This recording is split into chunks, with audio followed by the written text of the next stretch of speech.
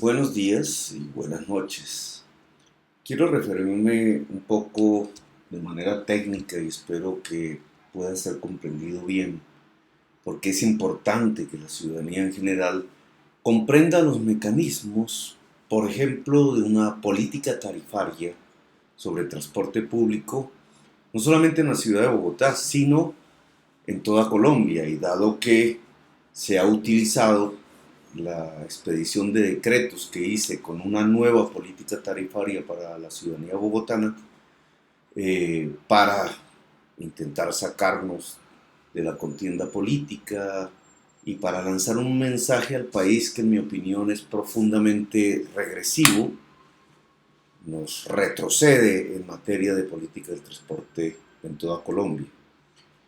Criminalizar el gasto social y calificarlo de detrimento patrimonial es una perla que quedará en la historia del pensamiento neoliberal colombiano. Una afirmación así se articula a otras que se hacen presentes en la investigación que hizo la Contraloría Distrital contra mí y varios funcionarios de la Bogotá Humana. Por ejemplo, que la financiación pública del transporte es ilegal, o que los subsidios a los usuarios son del tipo de los que prohíbe en su artículo 355 la Constitución Nacional, es decir, donaciones a personas. Algo así como lo que hizo el exministro Arias con los grandes terratenientes del país usando el dinero público. Ya no serían los terratenientes, sino las personas, la mayoría trabajadoras, estudiantes, que se suben a un bus en la ciudad de Bogotá, o que se trata de subsidios generalizados y no focalizados, etc. Tal es la confusión desatada tras una decisión de la Contraloría Distrital que busca es obstaculizar al máximo el desarrollo de una política progresista diferente a la del jefe político del Contralor Distrital, del señor Germán Vargas Lleras, pero pecaríamos de ingenuos si pensáramos que el único móvil detrás de la trapisonda de la Contraloría se llama Gustavo Petro. Detrás de la Contraloría también se esconde una visión anacrónica sobre el servicio del transporte público que es necesario visibilizar y rebatir. El sistema de transporte diferente, el sistema Transmilenio, que es diferente a la empresa pública Transmilenio, no hay que confundir el sistema que vemos en Bogotá de buses rojos, de estaciones, de troncales, de recaudo, etcétera, es un sistema privado, es completamente privado. La empresa Transmilenio, que no es dueña de los buses, que es apenas una administradora del Estado, es pública. Ningún funcionario público hace parte del sistema. Los fondos se manejan en un fondo de fideicomiso privado. Su junta directiva son los operadores privados de buses. Los buses y su operación es privada. El recaudo es privado y sus recursos jamás ingresan al presupuesto público. Todo el sistema es una arquitectura derivada de los contratos de concesión del transporte público que se firmaron con Peñalosa en el año 2000, Mocus 2003 y Moreno en el caso del CIP en el 2010. La empresa pública Transmilenio solo recoge un pequeño porcentaje que transfieren del fideicomiso a la empresa para su administración. El Consejo de Bogotá ha rechazado una y otra vez la posibilidad que Transmilenio como empresa pública opere los buses. Esa decisión no puede ser tomada por el alcalde, sino exclusivamente por el consejo, pero la mayoría de los concejales son financiados y actúan en función de los intereses de los operadores privados. El único momento en el que nos hemos acercado a una operación pública ha sido con la posibilidad que deja el metro y los cables.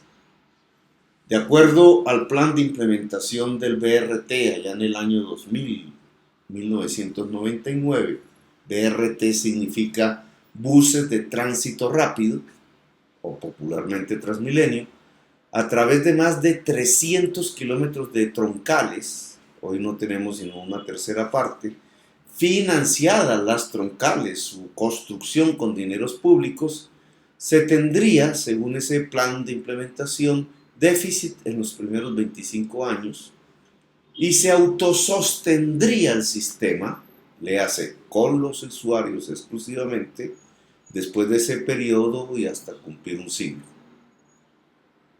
Léase, en el año 2000 el sistema Transmilenio fue pensado para que dure un siglo en la ciudad de Bogotá.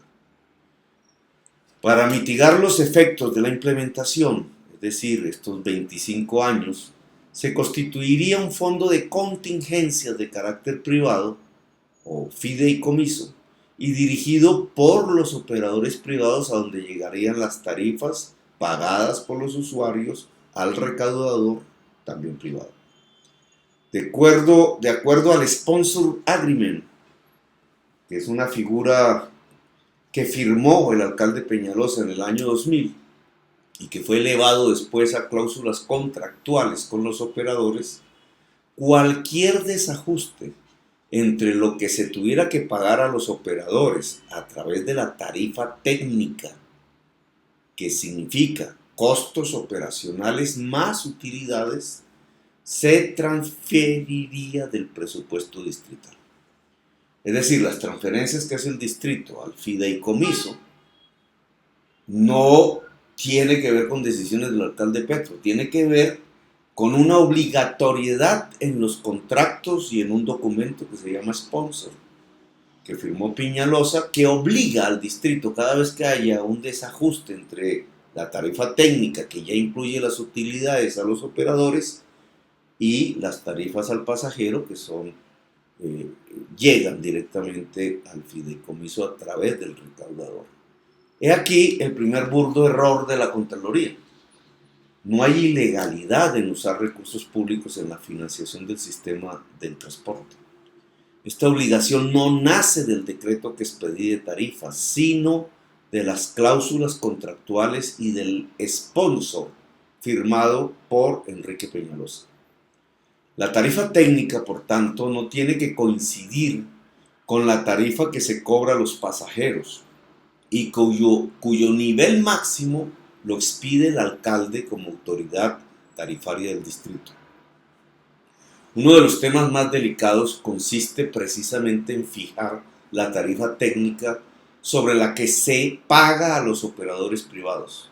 Esta debe reflejar los costos operacionales y una ganancia media y normal al operador y no más, y evitar así el surgimiento de rentas a favor de este, como efectivamente sucedió en los primeros años de la operación del BRT Transmilenio. Para ello se construye la canasta de insumos totales de la operación, costos laborales, combustible, mantenimiento, llantas, depreciación, etc., y se tasa los precios al por mayor del mercado y se agregan las utilidades. Por tanto, los operadores privados siempre obtienen utilidades. No ha existido ninguna demanda por rompimiento del equilibrio contractual de Transmilenio. No hay quiebra del sistema. Una de mis preocupaciones como alcalde fue ver cómo se bajaba la tarifa técnica. Esta es un medidor de eficiencia del transporte, en la medida en que está compuesta por los costos operacionales. Entre más personas lleve el bus, menos costos operacionales por persona, por tanto es más baja la tarifa técnica. De aquí se desprende un camino fácil: llenar los buses en hora pico, y además se explica por qué en horas valle la mayoría de los buses están parqueados. Cuando se trajeron los biarticulados, que no se pueden usar en todas partes, se bajó con ellos la tarifa técnica. Son más eficientes que los articulados y los alimentadores en tanto llevan más personas por unidad de energía. O en otras palabras, los costos unitarios por pasajero son menores en un biarticulado que en un articulado, y mucho más comparado con una pequeña buseta.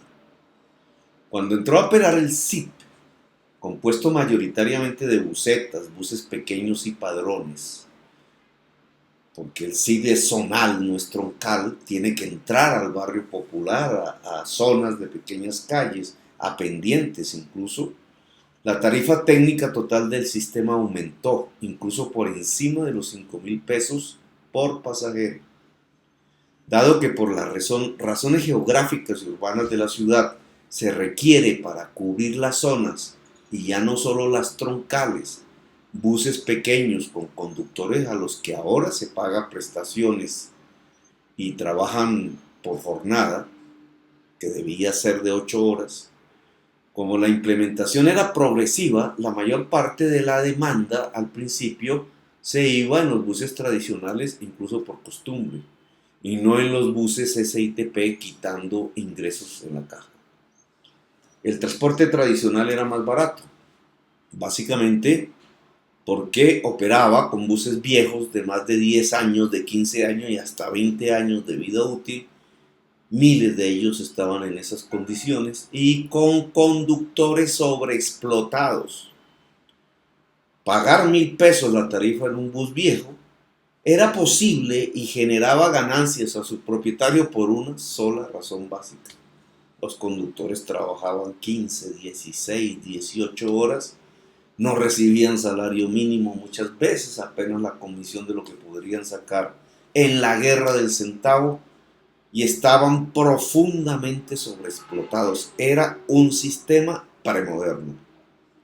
Bajo las actuales condiciones del transporte integrado, poner la tarifa al pasajero por debajo de la tarifa técnica era absolutamente esencial para aumentar la demanda al sistema y evitar así la quiebra, para garantizar el desestímulo al uso de la moto o el auto particular, modos de transporte que son insostenibles en una ciudad, y esta era una política de la alcaldía, señalar la necesidad de bajar las tarifas técnicas.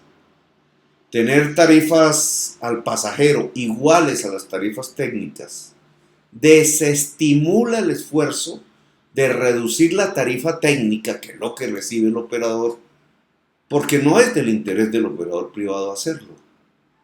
Ahora bien, la manera de bajar sustancialmente la tarifa técnica no es simplemente con el lleno de los buses, incluso en condiciones de indignidad al pasajero. Esto tiene un límite físico y social indudable, sino que se hace con los saltos tecnológicos. Llevar más pasajeros con la misma unidad de energía. Este salto tecnológico se llama, en términos concretos, metro y tranvías. Sobre todo, el metro puede llevar 2, 3 y hasta 4 veces más pasajeros con el mismo costo operacional de un bus. Por lo tanto, el metro reduciría con los tranvías la tarifa técnica en Bogotá. Cuando Bogotá Humana propuso una red de 110 kilómetros ya estudiados, ingenierilmente ya financiados entre el metro y los tranvías, no se estaba equivocando. Estaba buscando la reducción de la tarifa técnica, es decir, estaba buscando un modo global de transporte, incluidos los buses, más eficiente para la ciudad de Bogotá. La encuesta de transporte del año 2000 hecha por el DANE a más de 70.000 personas, no es cualquier encuesta, es una super encuesta, mostró que el uso del transporte público venía disminuyendo aceleradamente en Bogotá hasta el año 2011, reemplazando el transporte público por la moto y el carro, y que en el caso del estrato 1 y 2, un volumen altísimo de la población era segregada del transporte motorizado por las tarifas y acudían a caminar de manera forzada. La segregación del transporte de los más pobres genera más pobreza. Si ustedes quieren que en una ciudad aumente la pobreza, aísle a la población pobre de moverse. Llévala exclusivamente a caminar y no a usar ni el metro ni los buses, y obtendrán más pobreza. Por esas razones, y por la implementación del mismo SITP, que entraba a competir con el transporte tradicional por largo tiempo, expedí una nueva política tarifaria para Bogotá, única en Colombia. Se puso una tarifa al pasajero menor que la técnica en hora valle, le llamaron tarifa diferencial, y luego creamos un subsidio focalizado en la población de más escasos recursos por debajo del CISBEN 40 o 0.4, para estimular a esa población a subirse al bus y abandonar la marcha forzada. La cofinanciación del transporte entre usuarios y Estado, que es lo que se provoca cuando la tarifa al pasajero es menor que la tarifa técnica, no es un subsidio. Es una norma legal y una posibilidad financiera fundamental. No es subsidio porque se presupondría que el transporte solo debe ser pagado en la totalidad de los costos operacionales y la utilidad privada de los operadores por los usuarios, lo que legalmente en Colombia no es cierto.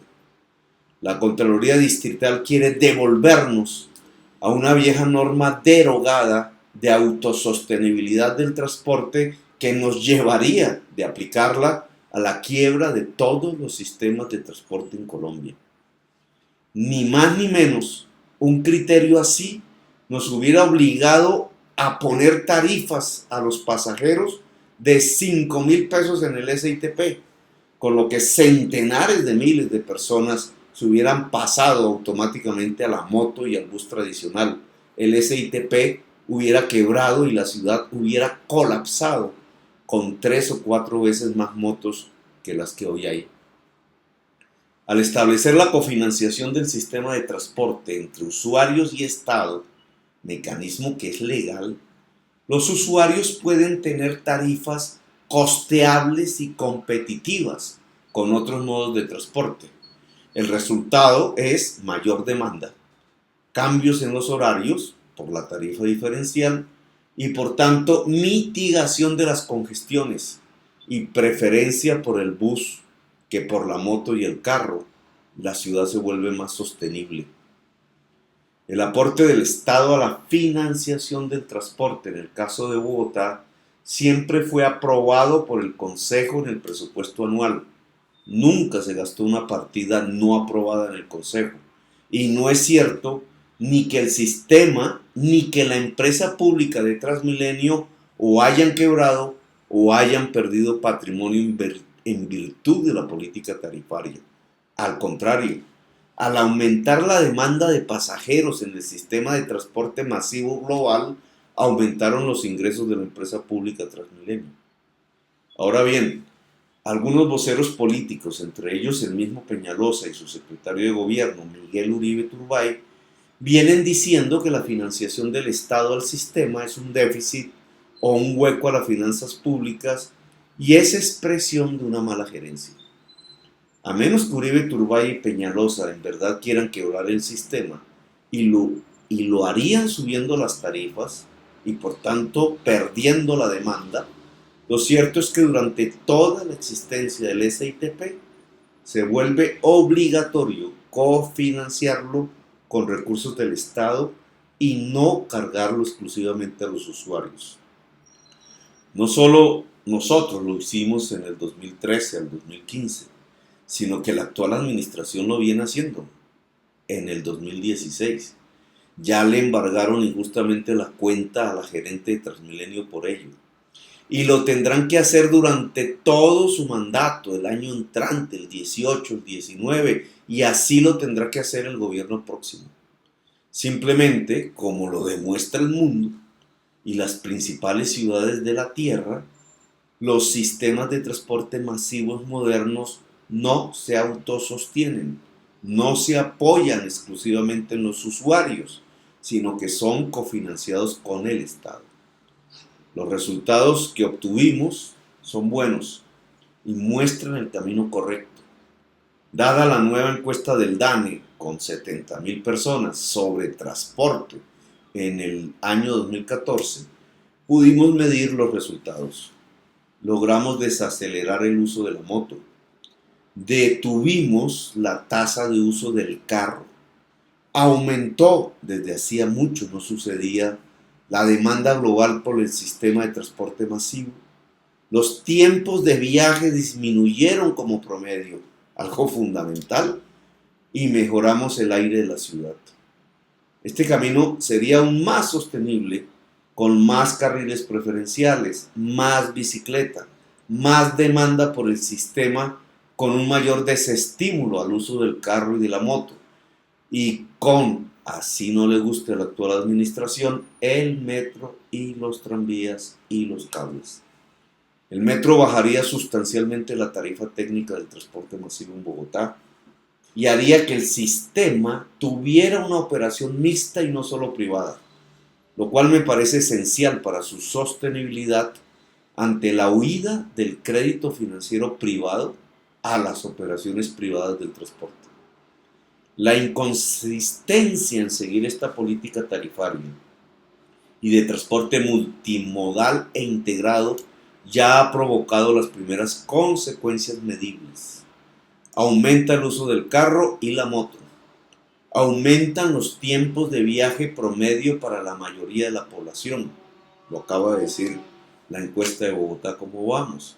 Se deteriora la calidad del aire y mueren más niños por ERA. Han muerto en este año 4 veces más niños por enfermedades agudas respiratorias que el año pasado. Y al disminuir la demanda en el SITP, aumentan las obligaciones del Estado. El gobierno nacional sabe que la política tarifaria en transporte de la Bogotá humana tiene que extenderse a todo el país, o quebrarán los Transmilenios con los nombres que tengan. Así lo ha entendido el alcalde de Cali, que ya bajó tarifas, y lo felicito. Espero que los demás alcaldes de las grandes ciudades lo acompañen.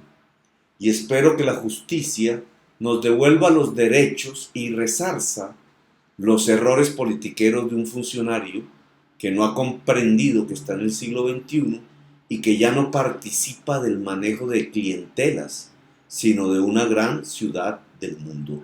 Gracias, muy amable.